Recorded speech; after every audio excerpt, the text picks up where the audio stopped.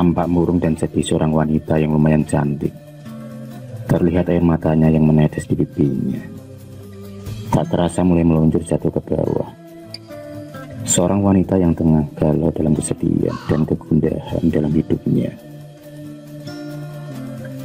Gundah yang mungkin orang lain tak tahu apa yang sedang ada dalam benaknya.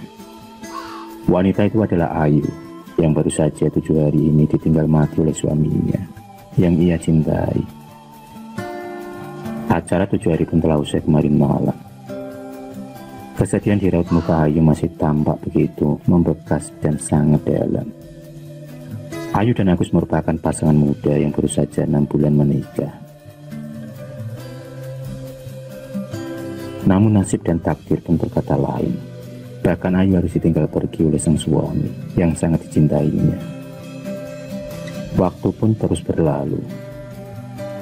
Hari demi hari Ayu menjalaninya dengan kesedihan karena ia belum mempunyai anak. Maklum, mereka baru saja menikah 6 bulan lamanya. Usia pernikahan yang dibilang masih sangat muda, masih seumur jagung dalam mekhlihim berumah tangga. Ayu hanya bisa menyibukkan diri dengan menjahit sebagai keahliannya.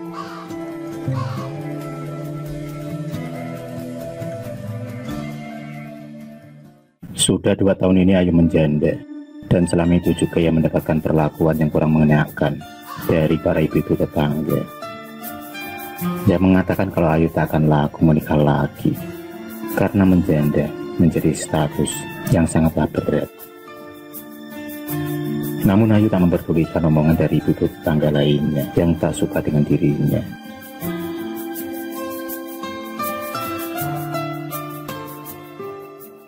Karena banyaknya ejekan yang diterima oleh Ayu setiap hari, membuat Ayu pun goyah imannya. Ia sudah tidak tahan lagi dengan ejekan-ejekan dan hinaan yang menginjak harga dirinya seperti itu. Tiba-tiba saja terlintas di pikiran Ayu untuk memasang sebuah susuk atau pelet supaya ia terlihat lebih cantik lagi. Beberapa hari kemudian Ayu pun pergi mencari seorang dukun yang dapat memasang susuk pelet di tubuhnya. Dan maka sampailah Ayu di rumah Mbah Brojo yang sudah terkenal akan ilmu susuk dan peletnya. Di kalangan para warga, Mbah Brojo dikenal dengan nama dan julukan Mbah Brojo Ojone Manggu Rondo Limo. Kenapa bisa dipanggil seperti itu juga? Karena ternyata Mbah Brojo mempunyai istri yang berjumlah 6, dan yang kelima dahulunya adalah janda. Ternyata begitu ceritanya, hingga Mbah Brojo terkenal dalam keahliannya memasang susuk maupun pelet. Sudah banyak orang yang membuktikan keampuhan pelet dan susuk dari Mbah Brojo. Laki-laki setengah tua dan berkumis lebat itu memang sangat ahlinya. Di usianya yang sudah menginjak usia lanjut, ternyata masih mampu memikat wanita muda yang kini menjadi para istrinya. Ayu pun segera mengutarakan isi hatinya kepada Mbah Brojo dengan segala permasalahan yang ia hadapi. Ia menceritakan semuanya kepada Mbah Brojo. Ia hanya ingin tidak dipandang sebelah mata lagi oleh para warga. Mbah Brojo pun manggut-manggut, pertanda mengerti maksud dari Ayu. Mereka kemudian membicarakan tentang mahar dan segala persyaratan susuk dan pelet itu. Waktu yang ditunggu-tunggu pun tiba. Di bawah sinar bulan purnama, dimulailah ritual pemasangan susuk dan pelet kepada diri Ayu. Sebelum pemasangan susuk di tubuh Ayu dilakukan, terlebih dahulu Ayu harus dimandikan kembang oleh Mbah Brojo.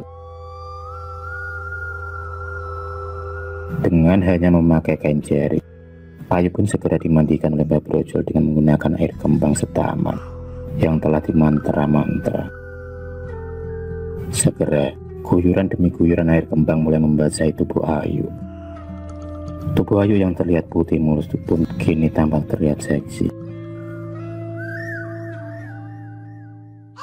Ritual mandi kembang pun selesai, dan kini ritual pemasangan susuk pelet pun dilaksanakan di ruang praktek Mbah Brojo. Ruangan yang kental dengan aura mistis. Ruangan yang di dalamnya berjejer jimat-jimat mistis di mana-mana. Mbah Brojo kemudian mulai melakukan ritual pemasangan susuk pelet di tubuh Ayu. Sesaat kemudian, ritual pun selesai. Tampak jelas sekali pancaran aura dari susuk pelet yang dipasang oleh Mbah Brojo di tubuh Ayu. Kini Ayu tambah terlihat begitu cantik dan menarik.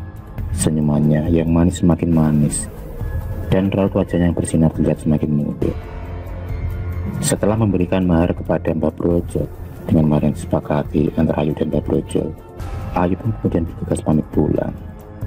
Sesampainya di rumah, Ayu pun langsung masuk ke kamar dan duduk bercermin di depan meja riasnya. Ayu pun terkaget saat mendapat wajahnya yang tampak semakin cantik dan menarik. Ia pun merasakan suatu gairah yang berbeda dan sensasi memakai susuk pelet yang ada di tubuhnya.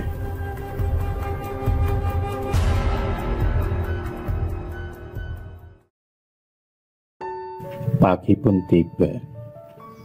Ayu bangun pagi kala itu. Suara burung berkicau saling bersaut-sautan menyambut pagi yang cerah itu. Ayu terbangun dan merasakan tubuhnya yang sangat segar dan terasa sangat fit. Ia tampak begitu gembira menyambut pagi ini. Pagi yang penuh harapan dalam benaknya. Ayu kemudian melangkah keluar dari kamarnya dan menuju ke kamar mandi. Bergegas, ia kemudian membuka dan melepas satu persatu pakaian yang melekat di tubuhnya. Dan setelah itu, ia kemudian bergegas mandi.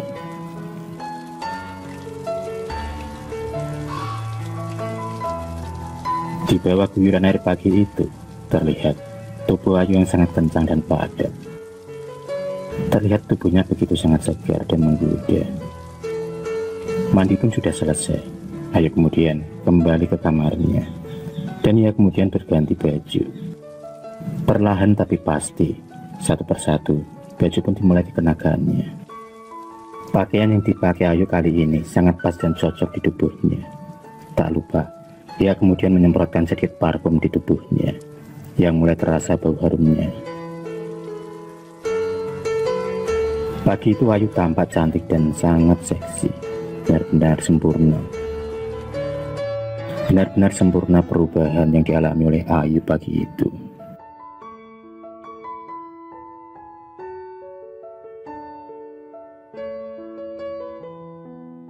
Pagi itu Ayu bergegas pergi ke pasar untuk membeli benang jahitnya yang tinggal sedikit. Di tengah perjalanan, ia bertemu seorang laki-laki yang melihatnya sampai melongo dan tak berkedip. Akibatnya karena melihat kecantikan dari Ayu pagi itu, laki-laki tersebut sampai jatuh masuk dalam selokan dengan sepeda motor. Tak selang berapa lama kemudian, Ayu pun kembali bertemu dengan seorang bapak-bapak setengah tua. Laki-laki karena melihat kecantikan dan wajah Ayu serta tubuh seksi Ayu, laki-laki setengah tua itu pun sampai jalan menabrak tiang listrik. Alhasil, pusinglah dia. Sebentar kemudian baru Ayu berjalan lagi beberapa langkah. Ia mendapati dua orang pemuda yang melihatnya tak berkedip. Sambil jalan, pandangan mereka masih tetap fokus menatap ke arah Ayu. Hingga tak diduga, mereka berdua malah masuk ke dalam semak-semak terjerembab. Pesona Ayu pagi itu sangat luar biasa dahsyatnya. Siapa saja yang bertemu dengannya pasti tak akan kuasa menolak kecantikannya.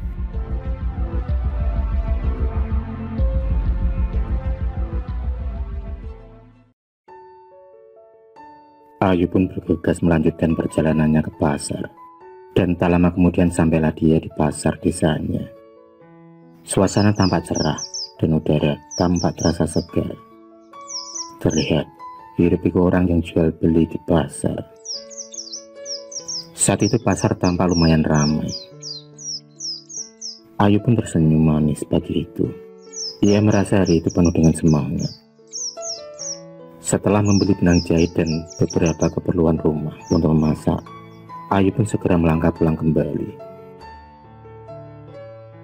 Tanpa disadari oleh Ayu, rupanya banyak orang yang ternganga melihat kecantikan Ayu pagi itu. Dengan langkah yang santai, ia pun berjalan meninggalkan pasar.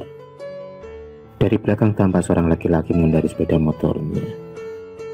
Sesampainya laki-laki tersebut di dekat Ayu, laki-laki itu pun segera menawari Ayu untuk memberikan tumpangan. Gayung pun bersambut. Ayu menerima tawaran dari laki-laki itu, dan segera ia pun naik ke motor laki-laki tersebut. Dan orang tersebut ternyata adalah Mas Agus, keponakannya Pak Kades. Mas Agus laki-laki berumur 45 tahun itu tampak masih gagah dan ganteng. Tapi sebenarnya Mas Agus sudah beristri dan mempunyai 2 anak.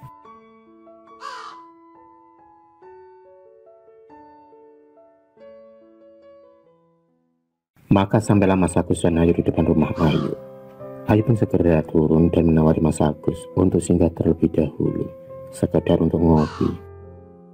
Ayu merasa berterima kasih sudah diantar pulang dari pasar sampai ke rumahnya. Mas Agus yang memang sedari tadi sudah tertarik dan kesengsem dengan kecantikan Ayu, langsung mengiyakan tawaran Ayu. Ayu pun segera masuk dan melangkah ke dapur untuk membuat kopi untuk dihidangkan kepada Mas Agus. Dan tak lama kemudian, kopi pun sudah jadi. Ayu pun langsung kembali melangkah ke depan, di mana Mas Agus duduk menunggunya. Dengan senyum manis, ia pun menyuguhkan kopi tersebut kepada Mas Agus. Dari pertemuan mereka itulah, akhirnya lama-kelamaan terjalin hubungan di antara mereka berdua. Mereka berdua terjebak dalam buaian cinta segitiga. Mas Agus pun semakin tergila-gila dengan kecantikan Ayu. Begitupun juga Ayu yang sudah jatuh cinta juga kepada Mas Agus, dan tak mau lepas dan tak mau jauh dari Mas Agus. 2 insan sejoli yang tengah dimabuk asmara.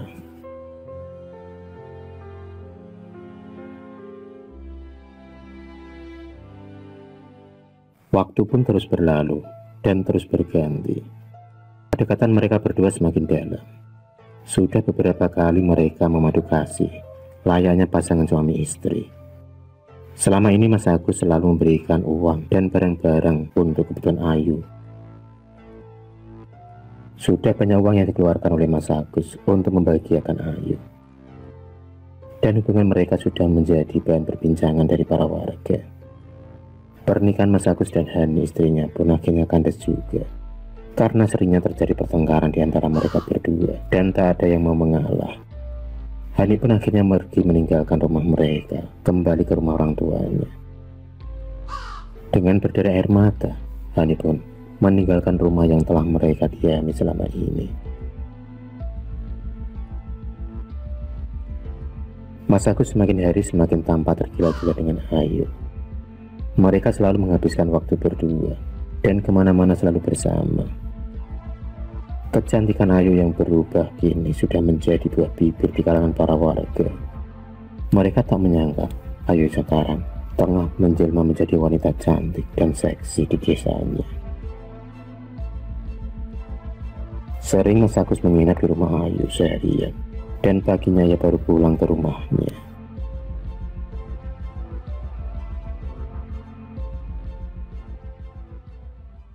Selain dengan Mas Agus, ternyata Ayu juga menjalin hubungan dengan Pak Yudi, lelaki setengah baya yang ternyata istrinya dulu juga ikut membicarakan Ayu yang janda itu. Ternyata dendam juga tengah menyelimuti hati Ayu. Dia ingin membalas orang-orang yang telah menghinanya dahulu, orang-orang yang telah menyakiti hatinya. Dengan sembunyi-sembunyi, mereka berhubungan. Pak Yadi selalu memberikan apa yang Ayu mau. Ayu selalu dimanja oleh Pak Yadi. Itulah kenapa tiba-tiba Pak Yadi tergila-gila dengan Ayu. Dalam pandangannya, Ayu adalah sosok wanita yang sangat cantik, montok, dan juga seksi. Setiap waktu ia selalu terbayang-bayang dengan wajah cantik Ayu yang manis menghanyutkan. Dendam telah membutakan mata hati Ayu. Dia kembali ke rumah Mbah Brojo untuk menambah lagi susu pelet yang ada pada tubuhnya. Di rumah Mbah Brojo, lagi-lagi dilakukan ritual pemasangan susu pelet pada tubuh Ayu. Dan malam itu pun, proses pemasangan susu pelet di tubuh Ayu pun kelar dikerjakan. Dan Ayu pun kemudian memberikan mahar kepada Mbah Brojo sebelum ia beranjak pulang.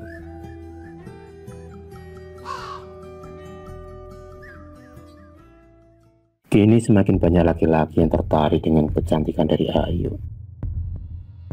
Mereka mulai berlomba-lomba mendapatkan simpati dari Ayu. Namun, ternyata Ayu hanya memanfaatkan mereka saja. Ayu semakin terjerumus dalam kegilaannya untuk menaklukkan para laki-laki.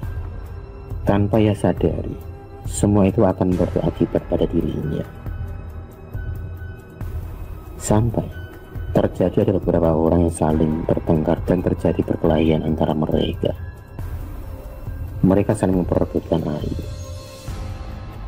Mereka juga sudah dibutakan oleh para sayang cantik dengan susu peletnya. Susu pelet yang begitu kuat dan manjur. Dua orang pemuda laki-laki terluka parah akibat dari memperebutkan hati Ayu. Suatu malam yang naas bagi Ayu. Saat itu ia tengah tertidur lelap di kamarnya dengan memakai baju tidur yang sangat tipis. Ayu tidak tahu kalau ada dua orang yang sedang mengendap-endap di kamarnya. Saat tiba-tiba Ayu terbangun dari tidurnya, dia pun kaget setengah mati. Di hadapannya sudah ada dua orang yang berdiri. Belum lagi Ayu menyadari apa yang terjadi, kedua orang tersebut dengan cepat langsung membekap tubuh Ayu. Malam itu Ayu pun dalam penguasaan dua orang tersebut. Ayu hanya bisa meronta-ronta dan sekuat tenaga ia melawan kedua orang tersebut. Namun, ternyata Ayu hanyalah seorang perempuan. Ia tak kuasa melawan kedua orang tersebut. Karena takut ketahuan, kedua orang tersebut dengan teganya membungkam wajah Ayu dengan bantal. Dan tak ayal lagi, Ayu pun meninggal seketika karena kehabisan nafas.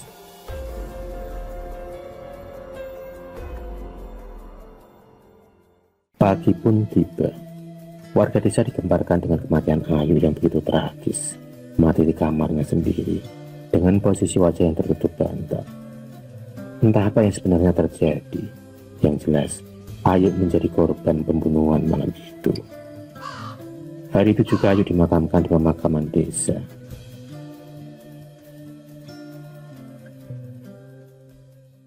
Kabar yang beredar dari para warga, arwah Ayu kini bergentayangan. Arwah Ayu kini tak tenang setelah kematiannya. Ada beberapa orang yang mengatakan pernah melihat sosok Ayu yang tengah menangis. Dan ada beberapa orang juga yang sering mendengar suara-suara menangis seorang perempuan. Namun, setelah didekati asal suara tersebut, ternyata suara tersebut kemudian menghilang. Dan tak ada satu orang pun di sana.